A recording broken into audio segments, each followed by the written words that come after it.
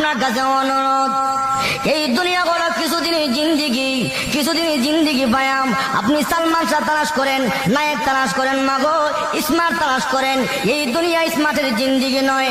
আপনার স্বামী যখন সুন্নতে রঙে রঙিন হয়ে যাবে, নবীজির আমলে আমল হয়ে যাবে, দুনিয়াতে হবে শান্তি, পরকালে হবে শান্তি। কিয়ামতের মাঠে আল্লাহ রাসূল আপনার স্বামীকে চিনবে।